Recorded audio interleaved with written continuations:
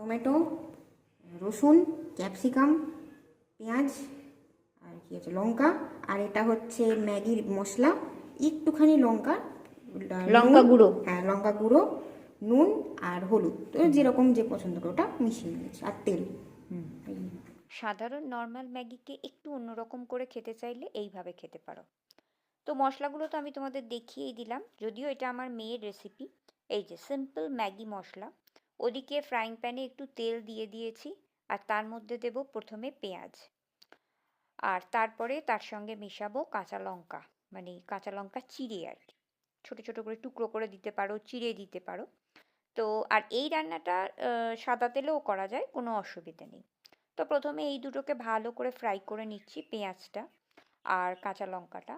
আর একটা বাটিতে একটু সাদা তেল আর নর্মাল যেরকম জল দাও, মানে গরম করতে হবে, করে পরে নুডলসটা দিতে হবে, মানে ম্যাগিটা দিতে হবে আর কি।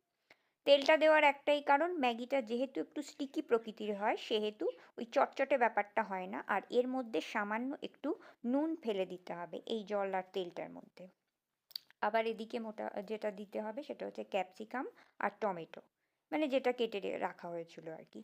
আস্তে আস্তে এগুলো ফ্রাই করতে হচ্ছে। আর এই যে ম্যাগিটা পুরোটা দিয়ে দেওয়া হলো, মানে নুডলসটা আর কি, যা র্যাপারটা পড়ে গেছে ওটা তুলে নিতে হবে। যাই হোক, এইবার যেটা করতে হবে সেটা হচ্ছে গিয়ে, এগুলো তো মোটামুটি ফ্রাই হয়ে গেছে, এই যে টমেটো, ক্যাপসিকাম, পেঁয়াজ, কাঁচা লঙ্কা, আর ও এর মধ্যে, মানে আমার মেয়ে এর মধ্যে একটু বাটার দেয়, বাটারটা আর একটু বেশি পরিমাণে দেওয়া যায়, কোনো অসুবিধে নেই। আর এরপর যেটা পড়ে সেটা হচ্ছে হট অ্যান্ড সুইটের যেটা টমেটো সস আছে সেইটা, ম্যাগি হট অ্যান্ড সুইট। আর এদিকে দেখছো এইটা একটু গরম জলে দিয়ে দিয়েছে, এবার গ্যাসটা বন্ধ করে দেবে। আর এর মধ্যে যাচ্ছে সোয়া সস, মানে ডার্ক সোয়া সস যেটা হয় সেইটা। তো এইবার এই মশলাটাকে ভালো করে মিশিয়ে নেবে এইগুলোর সঙ্গে। আর এদিকে গ্যাসটা কিন্তু বন্ধ করে দিতে হবে, বেশিক্ষণ রাখলে কিন্তু ম্যাগিটা মানে গলে যেতে পারে, মানে অনেকটা এই খুব বেশি সিদ্ধ হয়ে যেতে পারে আর কি। তো যাই হোক, এবারে এই যে মশলাটা তৈরি করে রেখেছিল, এর মধ্যে আছে ম্যাগি মশলা, হলুদ, সামান্য লঙ্কা গুঁড়ো, নুন আর একটু তেল দিয়ে ওটাকে তৈরি করে রাখা হয়।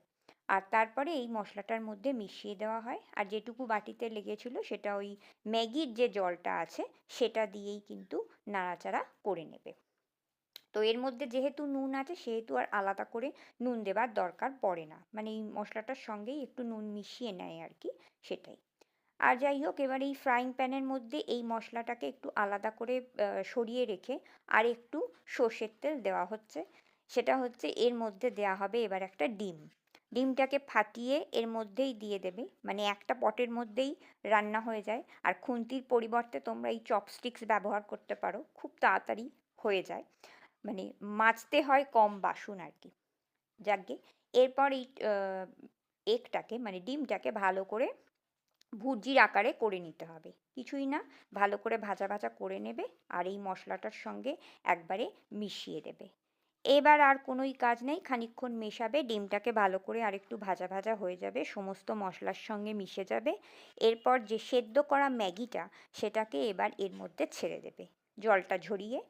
আর যথারীতি চাউমিনের মতো ভালো করে ওপর নিচ করে ভাজা ভাজা করে নিতে হবে, তাহলে ম্যাগির যে স্টিকি ব্যাপারটা সেটা তো হয়ই না, খেতে হয় পুরো চাউমিনের মতো, মানে অন্য ধরনের আর কি খেতে, একটু খাটলে কিন্তু বেশ ভালোই খাওয়াটা হয়।